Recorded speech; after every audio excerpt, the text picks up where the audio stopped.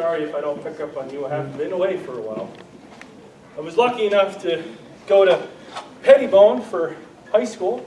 So I got my elementary and Tappan and high school in Pettibone. I got really, really good education, folks. Really good education. Didn't say I was smart. So the next thing I did is I ended up in a little grain elevator out in Elgin, North Dakota. Working there. It was a good job, good place to work. It was fine. But I always thought I wanted to learn a little more. I ended up going to NDSU, getting my crop and weed science degree there. Then I started working for a company called Centrol. And that's what we do, is this independent crop consultant. We check fields, scout fields, and give recommendations on how to manage pests, weeds, diseases, insects, crop rotation, fertilizer, all that fun stuff, okay? Worked most of my career in Stutzman, Barnes County, as well as Lemoore, all the way down to the South Dakota border. In the last 23 years, I've given crop advice on 1.2 million acres of crop now. So, been around the block a little bit. I average about 6,000 miles on an ATV every summer. That's the main way that we check fields. That was a good start. I'm still with Central. I continue to do that, and during the time, I decided I wanted a little more education. I was never really satisfied. Went back to NDSU, got a master's in soil science. And as you heard, not long ago, I finished my doctorate at the University of Nebraska. As an older student, I can tell you, it is hard to learn new tricks. It is very hard to learn new tricks. This is really what I want to talk to you about today. I'm very, very honored to be at a banquet that's going to honor people for conservation. Very honored to be here. Very honored to see those names, that people are doing great things with the land and the resources. That's really my goal. One of the ways to do that, though, is sometimes you got to learn new tricks, right? Some of the things that we used to do don't necessarily work the way that we want them to. Hence the yo-yo.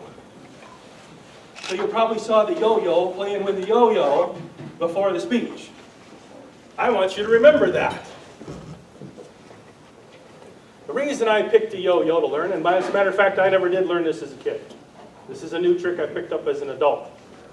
And you kids in here could probably pick up one of these yo-yos and show me up in a heartbeat. I've been working on this for over a year, and I got like 4 or 5 tricks, okay? I'm disappointed because the magician's going to totally show me up. I was hoping to be the coolest thing. There's no way that's going to happen. Anyway, the idea here is I wanted to talk about ag systems. We don't often hear about agricultural systems. We often hear about pest management, we hear about disease management, we hear about picking varieties, we hear about fertility management, we'll hear about soil management. Most of the folks in this county also do a lot of livestock, right? Pretty common. You're doing all of those things. So that's a whole system. I always laugh when you hear the weed scientists say, I just wish farmers knew more about weed science. I wish you knew more about farming. That tends to be my comeback. Because it's really nice to talk about weed science and the few things that you can do to manage weeds, but you have to put that in context on your farm, right? You can't do it all. But yet, you farmers are expected to know it all. And you have a lot of tricks in your bag, and this is the thing. I'm not here to tell you how to farm. I'm here to ask you to think about your farm in a little bit different way. Okay? Sometimes I show the slide set of my high school picture with the basketball. But just so you know, I was a terrible basketball player. Absolutely terrible. But in Pettibone in the 90s, it didn't matter how terrible you were, because they needed everybody to make the team. Okay? I had a blast, but I was terrible. I like to show that picture next to this picture. There's been a lot of gains and a few losses in the time being. Okay? The point being is, change happens, and it happens gradually. Happens slowly, happens over time, and it sneaks up on you. It really snuck up on me here. Okay? This happens everywhere, not just in my weight or my receding hairline. It happens on the farm. Your soils change. Crops change. How many people are growing soybeans here that never used to grow on their farm? Is that new? Not really, but it was new. Yeah. How many of you remember dual-purpose corn varieties? And what does that mean for the younger crowd? If it didn't make corn, you cut it for silage, right? Remember Minnesota 13 where the leaves looked like this? Yeah. What do corn leaves look like now? Those things change, okay? You end up managing them differently. And one of the things about a system is you've got to have the right goals. Now, if my goal today, at 47 years old, is to play basketball as bad as I did at 17 years old, I'd still be in trouble. This is why I went back to school. I didn't make money playing professional basketball. I knew that right away. When your senior year is 0-20, you know that ain't going to happen. We did have a perfect year, by the way. We lost every game. I'm actually proud of that story. I'm glad we didn't win that one game against Judd because it would spoil the whole thing. Systems is about everything. But I don't want you to think about everything all at once. Because it's too much. It's just too much. So here's the yo-yo. Now we're finally going to get to the yo-yo. Okay? Why do I pick a yo-yo? Because literally everybody in this room can yo-yo. Hear that? Everybody in this room can yo-yo. It's really not that hard. You got to know a few tricks. Now, when you get your first yo-yo, it's going to have a loop at the end of the string.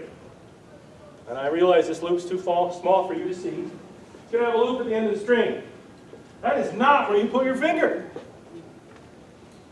What, excuse me? Why did they tie a loop on the end of the string if you don't put your finger in there? Well, what happens is, in my case, my fingers are too big. They don't fit in the string. There's one back there. You guys are going to show it in a second. What you actually do, here's the first trick you got to learn to yo-yo, is that you take this loop and open it up, push the string back through, and make another loop. See that? Now what happens when you put your finger in here and you tighten it, it grabs your finger. That's an interesting bit of knowledge to know. Why? Because it's tight now, so when I throw it, it doesn't go across the throat. And it works. That's the first trick you got to learn. This is my point with something new. If you're going to try cover crops, if you're going to try a new crop when soybeans were new, you had to learn some new tricks. Now you can read about it. You can go to meetings. You can watch videos. You can gather all kinds of wonderful information. You can talk to the yo-yo experts of the world. As a matter of fact, there are professional yo-yo players. There is a world champion yo-yo contest. It'll be in Hungary next year if COVID doesn't disrupt it. But that doesn't teach you how to yo-yo. That was the first thing I learned. I bought a yo-yo. Got it home, watched every video, every 12-year-old on the internet. And that's right, every 12-year-old on the internet, just do this. Oh, see, it works. Ta-da! Well, excuse me? Can you slow that down a little bit? I can't keep up with that one. Point being, you want to learn a trick, you have to practice. You have to practice. All the reading, all the videos help, for sure. You need to know that little trick about how to get the string on your finger. The next thing you need to do is be able to get it to sleep. That's what this is, where it sits at the end of the string. Don't buy a $1 yo-yo from Walmart because it won't sleep at the end of the string. And you will be incredibly frustrated like I was for like 2 weeks. Why doesn't my yo-yo do this? Because you bought the wrong yo-yo. Why is that important? Because if the yo-yo sits at the end of the string, now you can do other things like rock the beat. Cool. Took a week and a half. A 10-year-old to show me that trick told me it'd take me about an hour and a half. Liar. Now I did see there's a few kids in here. You guys want to see yo-yos? You don't want a yo-yo? I have them here. Come get them. I got a white one, a purple one, a green one, and a blue one. Come get them. They're yours. Come on. Pick them up. There you go. Pick one up.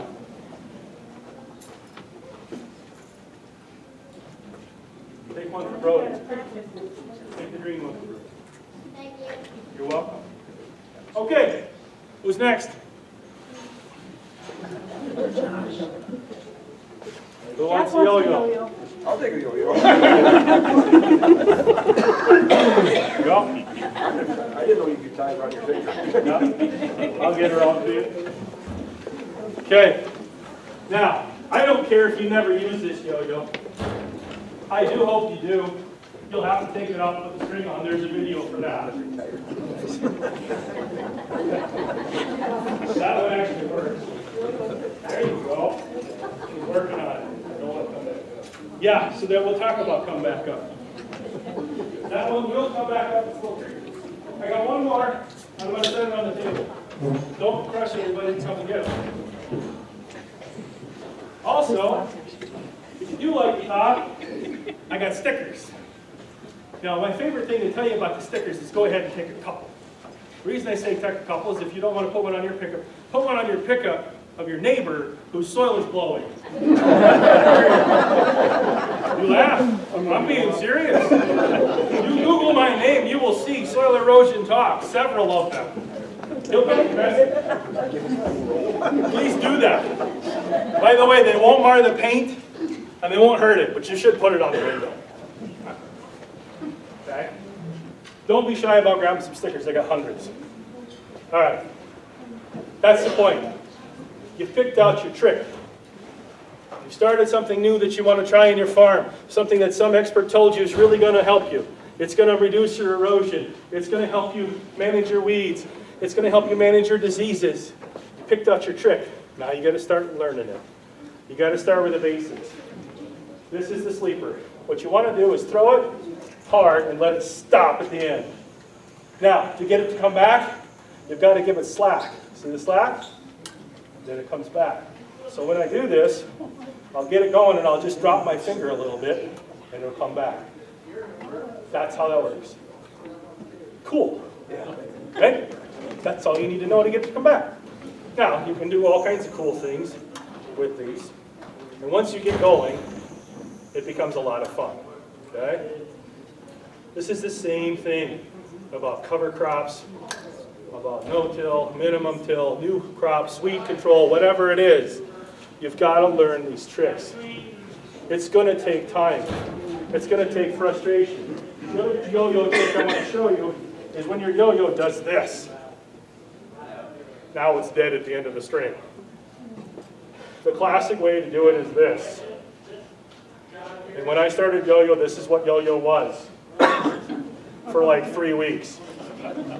Okay? Then I watched a video where they talked about this. That's way better.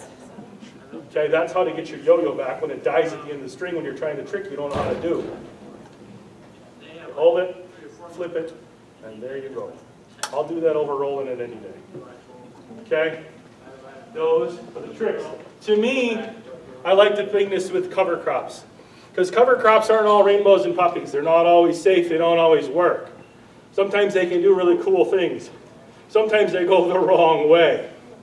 I had a field last year.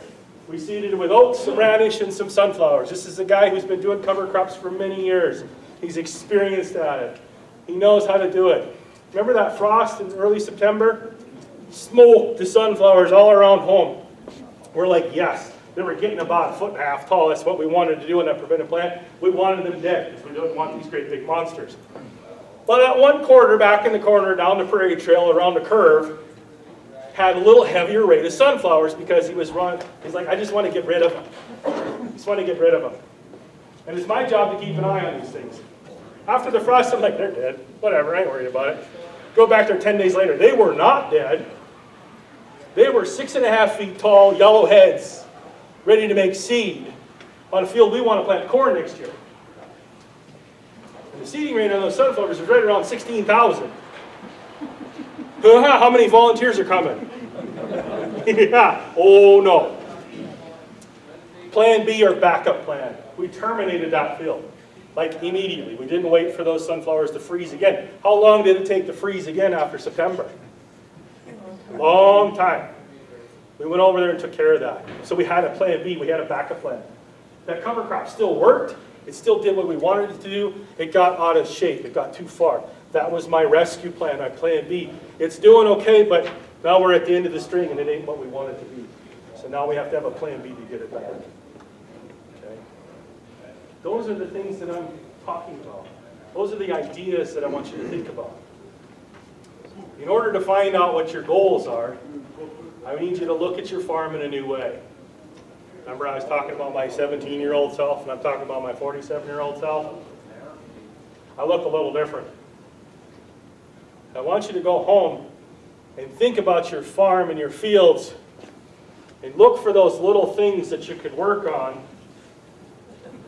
in your fields and on your farm. Notice them. Pay attention to them. And then look for some new tricks that can make a difference. This is something that I commonly find when I start working with farmers. They're like, that spot's never really grown anything. Is it bigger than it used to be? I don't know. You should know. And if you don't, you should take another look. If it's getting bigger and it doesn't grow a crop and you plant into it and you fertilize into it and you drive the combine across it for 0 yield, what does that do to your profitability?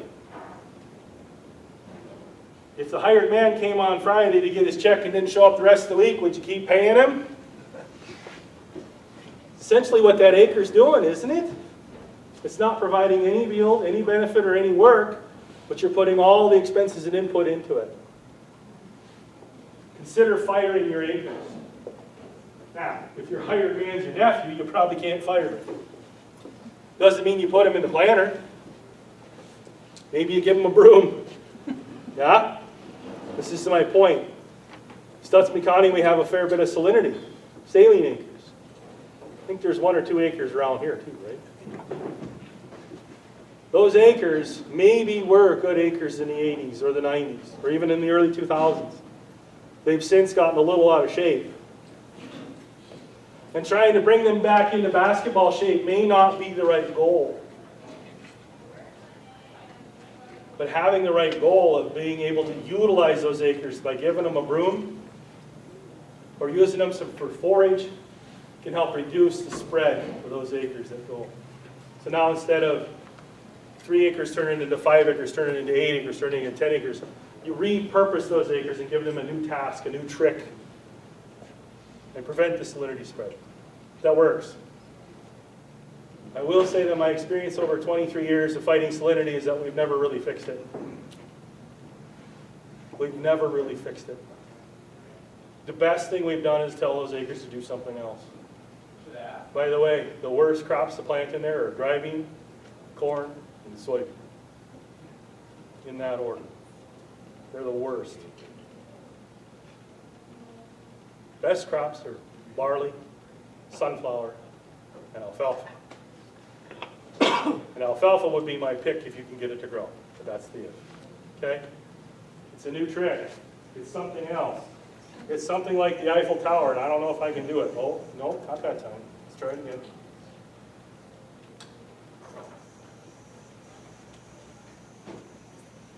Oh, dropped it. One more.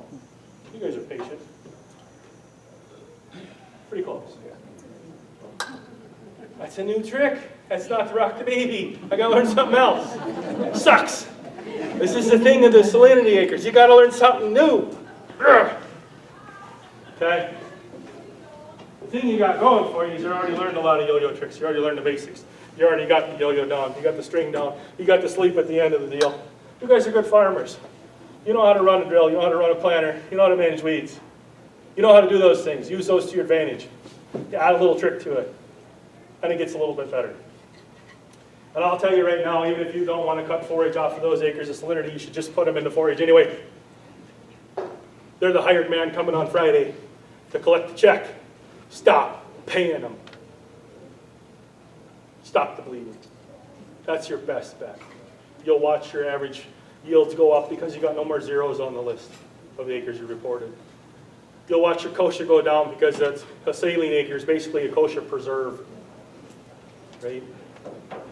Think about that in a different way. That is really hard. Every farmer I've ever told that to says, but I farm. I want to grow crops. I want to be productive. I don't want to give up. It's one of the things I love about agriculture is you'd never give up. Repurpose. Learn a new trick is really something I want you to think about. First thing you got to do is recognize you got a problem. Okay. Then you pick a trick that fits you. This is the other thing. So I'm not going to tell you exactly what to do. You can use cover crops, you can use sunflowers, you can use barley, you can use alfalfa, just don't put corn and soybean in there. I'm not going to tell you exactly what to do. I can't tell you exactly how to play with the yo-yo. You have to practice it. And maybe you don't want to learn this trick. Well then why practice that? See what I'm saying? Do what fits you. Do what fits your farm. If you have an outlet for the, if you have an outlet for the forage, use it. If not, look into Pheasants Forever because they're doing cool programs with some of those acres. Okay? If you don't like that, think about pollinator strips. If you don't like that, still fire that acre because it's hurting. Okay? That's my message. Keep an idea, see what you're doing, pick your task and go for it. Now, so far I've still been talking about one problem, one solution. Right? This all has to fit into your system. You have to have time to make hay when you're planting crops and managing the cattle and running the whole thing, right? So pick the things that fit into your system. Pick things that make sense to you. I don't know what they are. But I can tell you that I did make a New Year's resolution to lose some weight. Everybody think that's a good idea?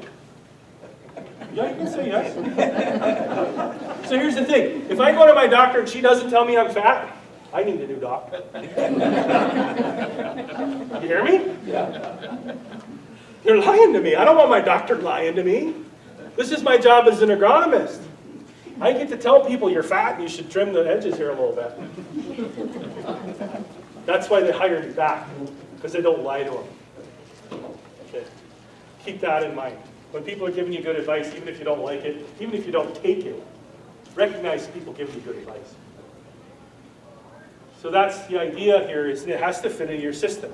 I can't tell you what to do specifically on your farm, but I can give you ideas. Like I can talk about losing weight. Am I going to walk? Am I going to bicycle? Am I going to spend $1,600 on an order track so every time I walk by it I feel guilty? I don't know. That depends, right? So how you get there can be different for everyone. This can be different for your neighbor. You can have exactly the same soil type, the same field. They're buttoned up to each other, they're bordering each other, and you can do entirely different things. And I can be totally happy with both. So, along the same lines, when your neighbor are actually better, when one of these cool experts comes in and tells you exactly what to do, it might not be the right thing. If they wanted to tell me to swim, I'm going to tell them no. I may be fat, but I don't float. Never could swim. That's a really dangerous idea for me to go take up swimming. Okay? And the doctor doesn't know that. I will drown. I can't swim. Be careful when you take advice from people who don't know you, your farm, your situation, and your specifics. This is why my stickers say the details matter. Your details matter. What you can do, where you're at, what your goals are, what fits into your system, all really matters to your success. Now, I gave a few of you yo-yos. You take them home and set them on the desk, you're not going to learn how to yo-yo. You're going to have to do it. And if you give it to your grandkids, that's fine. I wanted to challenge you to do it anyway, because it's a lot more fun if you do it with the grandkid than if they just do it themselves. That's the idea here. And when you're building systems, it can be difficult. But if you start with the things that are obvious, and you start working on them, oh, by the way, this is the salt spot I gave up and I decided to grow a cover crop. That's exactly why I did all of this, for that one joke. And it works every time. It's not even a lie. It's also one way that you remember. Okay? And I do want to be rememberable. I want to be that guy in your head when you're out there with the planter this spring and you're driving towards that salt spot and you're ready to plant it going, we just spent $297 on a bag of corn seed. Push the button. Lift it up. Keep driving. Then push the button again. And I just paid for myself tonight. The whole thing. Follow me? Does it make sense? Are you going to do it? Well, my doctor told me to lose weight, so we'll see what happens. I get that. And it takes time. But think about those things. Those are the little tweaks in your system, the little tricks in your system that will actually make a big difference. If you have 5% of your acres that are producing 0 yield, and you stop planting them, they will give you more than 5% back, because now you're saving your expenses and you're getting back the same bushels. Anybody want to take a 7% increase in their yields? How many of you buy soybean seed on the promise of 1 to 2 bushels more? I just gave you 7% by skipping that salt spot. Keep that in mind. You ready? You're up. I put a yo-yo in the back because these two guys are trying to rat each other out.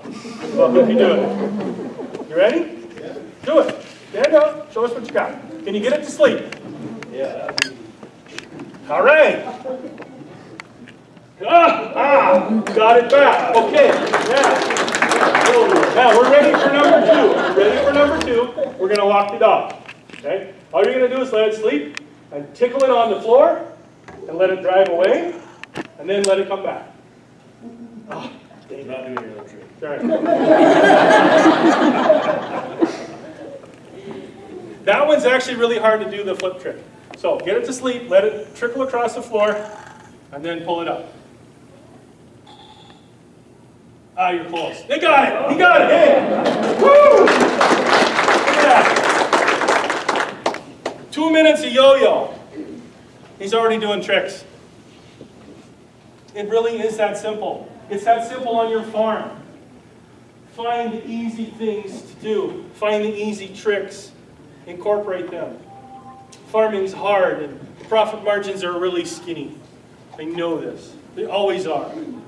Take every advantage and use it to your gain.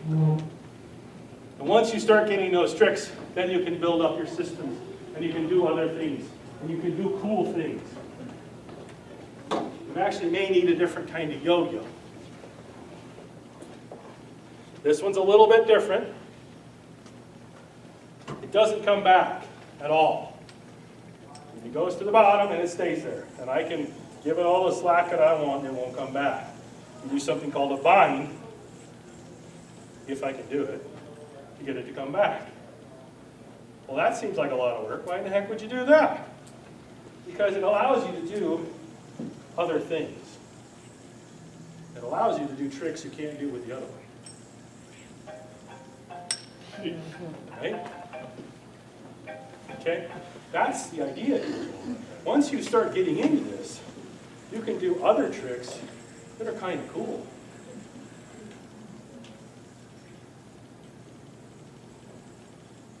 Now, I don't make my living as a yo-yo professional, obviously. It's okay if I screw up a trick. Why? Because when you're trying to learn a new trick on the farm, guess what's going to happen? Well, weather's going to screw it up. Yeah. Neighbor's going to drift on it. It's always his fault. Why is he spraying in 30-mile-an-hour winds? What the hell's going on? Things go wrong, right? Even if you screwed up the seeding rate or the seeding depth, or you picked the wrong cover crop, didn't go behind that herbicide, it's going to happen. I don't want you to give up. That's part of the process. I hear that a lot with cover crops. Well, we planted them once just 16 years ago and they didn't work. Oh, really? What happened? Well, it didn't rain. I wonder why they didn't work. Anybody got an idea why they didn't work? How'd you plant them? Well, we threw them out with a broadcaster. Anybody plant corn that way? Is that a good idea? What'd you expect? What'd you expect? If you're going to plant them, plant them. But here's the thing, guys, I say, wow, it costs too much to plant them. Okay, well, that's a cool little trick for you. Go ahead and run your drill out there and put your phosphorus down for next year's crop while you're doing it. Now you don't have to pay the spreader to do it. Now, you didn't save the $27 an acre to run the drill, but you saved $7 an acre, plus you got the cover crop on. And it's actually going to grow this time. Now, I know Kidder County doesn't always rain, right? You're going to have to take your bets. So pick on the cover crops that are most likely to grow well for you. Don't pick weird things. I didn't start with that looping trick, okay, on this one. That's not the first trick you learn. So your first cover crop should not be Facilia, or Carinata, or Camelina. You know what it should be? Oats, barley, rye, flax. Anybody know how to grow those? Yep. Why should they be in your first one? Because you know what you're doing. Is that hard to figure out? Okay, pick the ones that work for you. Oats is my favorite. Frost kills, pretty much grows every time. Works pretty good. You get it in 1/2 inch, it'll grow. You get it in 2.5 inches, it'll grow. You don't like it, you can kill it. With a lot of things. So you're right, yeah. It'll grow, it's nice, it'll grow all winter. It doesn't die as easy. That's why we like it over winter. North Dakota winters are tough. Rye doesn't care. Winter wheat, not so much, right? Keep it in mind that when you pick these things, there's going to be little tricks along the way. You want to start with cover crops, start with those. You want to start with minimizing tillage, start with one last pass. But if you're going to do that, make sure your combine puts the chaff where it came from. That's the first problem I see with people going into minimum till or no till. They have these strips of high residue, low residue, high residue, low residue. What kind of nightmare is that to plan into next year? Where do you set your drill? 4.5 inches or 2? Spread the residue back. That's the first place to start. These are these little tricks. These are these little tips. These are the things that I want you to pick up when you go to a meeting, when you're thinking about a new trick. How do I start that? What's the first thing I should do to get that right? The first thing you should do is make sure the loop is the right loop. And an expert can tell you that and save you a lot of headache. That's what the meetings are for. Now, then you get to go home and practice your tricks. Okay? Now I'm going to do one more that's going to turn my yo-yo into a big knot. You ready for it? Because I can't do this trick. That worked. Oh, there it went. Trying to get it to spin slow. This is going to take me about 20 minutes to undo. I'm not going to make you watch it. I'm going to try it one more. We'll see if we can do it. This is why the yo-yo guy brings extra yo-yos. The magician probably just pulls another one out of his hat.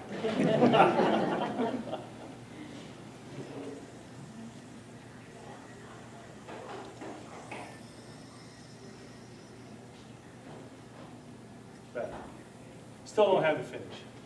I got to practice yet. It's a cool trick when I get it figured out. It's not where you start. Don't start with 30 species of cover crops. Don't start with 3,000 acres of flax. Make my eye twitch, okay? Understand what makes sense for you and put it into perspective. Then you can build your system one trick at a time. And pretty soon you can show it off to your neighbors. That's what I'm asking you to do. Go home, reevaluate your field. Look for the obvious. Recognize it. Pick a goal. Pick a trick. And learn it. That's my message. Thank you for your time, and I welcome any questions.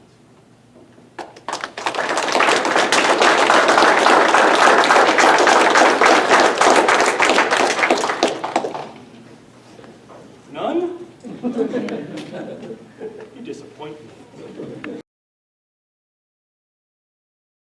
So we are doing our award banquet tonight. So the 2020 Tree Award is being presented to the Gus Miller Farm.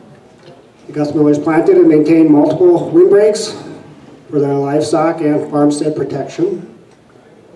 The evergreens have been noted by many people who drive by. And Bruce has dedicated this award to his parents, Janice and the late Reinhold Guthmiller. And we'd like to thank them for their hard work and dedication. Mrs. Guthmiller.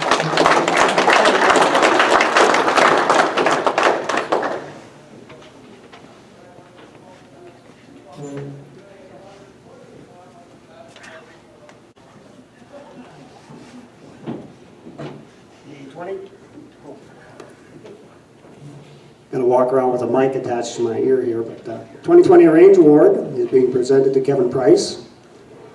Kevin has incorporated cross fencing, water developments in his pasture rangelands, and he's been able to rotate his herds and do seasonal changes for that use.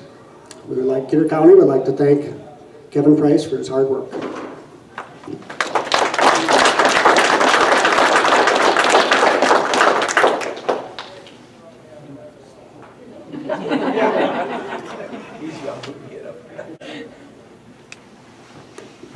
Kevin also runs our drill for us a number of times. So, the 2020 Soil Award is being presented to Karri Truax.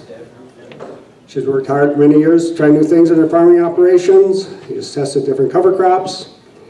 Some have been used for grazing and winter cover, but primarily for hay. Through cover crops, livestock use, and rotation, she has seen a great improvement in her overall soil health.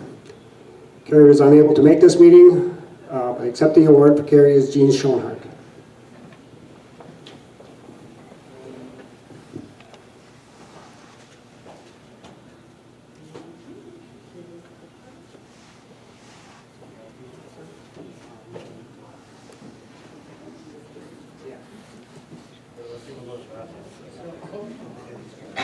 Okay, you're all released to go to the bathroom at one time. 5 minutes. We're going to take a short intermission here, and then we'll be getting to our